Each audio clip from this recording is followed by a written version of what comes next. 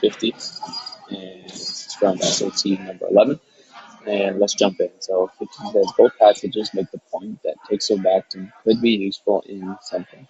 So again, this is from a paired passage. A paired passage. So we have two passages that we have to match up, and we need to find both passages make the point that teixobactin could be useful. So the way to solve this is we need to go back to both texts, and we need to look for what they say about a reason why teixobactin could be useful. And let's start with passage 1. So instead of producing, because I can't fit the whole text in here, I just pointed out the 3 areas where we sort of have some commentary about the why teixobactin could be useful. And what we're doing is we're searching, is we're basically looking for any information about some benefit that it provides, right? Why it's important, etc.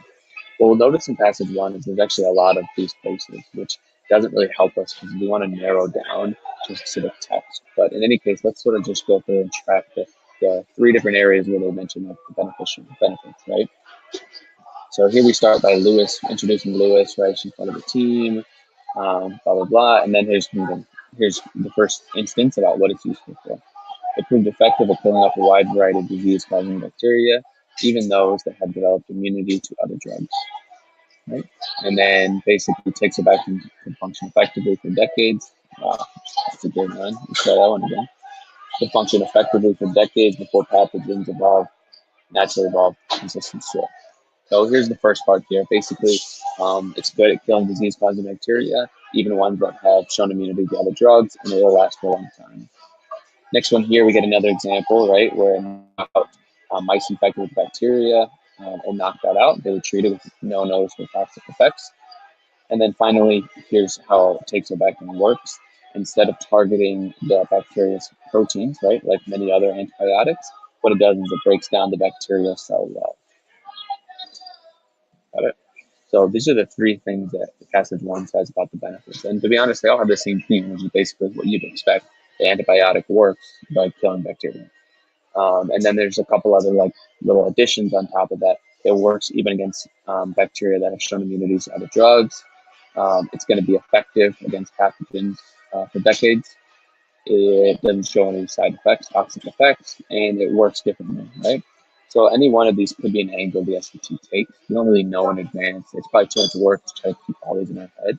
So we're better off going to passage 2 and seeing if we can find something from passage 2 that will match passage 1. Here's really the main thing it says about the benefits of teixobactin, right? It starts off by introducing the methodology, then it finishes by talking about the caveats or some of the things that are wrong about teixobactin or imperfect. But here's the only thing it really says about the benefits. Here's what it says. First one they found is less exciting and doesn't look bad. Here's why. It killed gram-positive bacteria and cured experimental infection in mice. Okay, so far same thing. It's functioning like antibiotics should. It's killing bacteria and curing infections. Then it's this. It also killed, and here's the point I'm going to pay attention to. This is general. It's like, duh, of course the antibiotic killed the bacteria. That's kind of to be expected. But what's interesting about it, what's different about it, and here's the point we get. It also killed the tuberculosis bacterium, which is important because there is a real problem with resistant tuberculosis in the developing world. It was also difficult to select teixobactin resistance. So here's 2 key important things. One is it was able to treat tuberculosis, which is resistant, right? And that should remind us from passage 1, that should remind us of this, even killing those bacteria that have developed immunity to other drugs. That's the first connection that could work. The second is down here. It was also difficult to select teixobactin resistance, which is up here, right? It was hard to develop teixobactin resistance, and here it evolved. It can evolve for decades or can function effectively for decades without pathogens evolving resistance to it.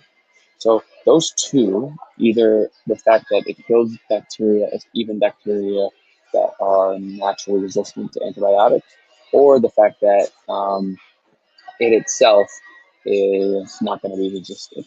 Those 2 points are ones that we could look for when we go to answer choices. So I'll start with teixobactin could be useful in standardizing the future development of antibiotics produced in laboratory environments.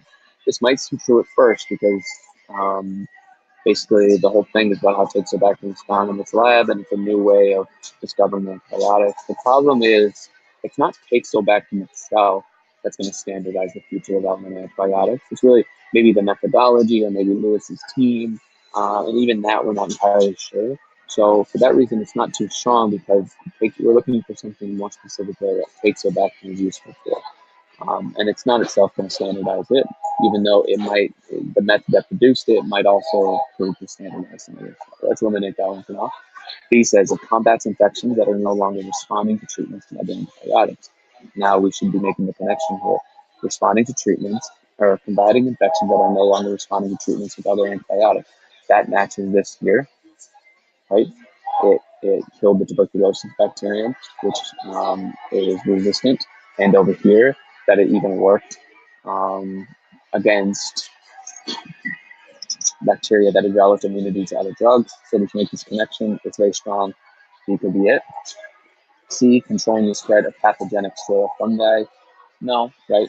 No, it's confusing a lot of things, right? Fungi is sort of where you find the antibiotics, the source of the antibiotics. So we're not really looking about trying to control bacteria there. We're trying to look for bacteria and other organisms and creating antibiotics against those and not against pathogenic fungi. So no, it's just confusing a lot of things. We can get rid of it. D says it shapes a new method of studying the effectiveness of antibiotics. This is kind of like A in the sense that this is not something that it teixobactin itself would do, although the methodology or the scientists behind the team of finding teixobactin might be involved in this. But moreover, basically what D is saying is that teixobactin is developing a way of studying the effectiveness of antibiotics, which really the method that produced it, and even especially teixobactin itself, are not going to be able to do this. So we can go to D. Let's leave this answer choice D for question 50.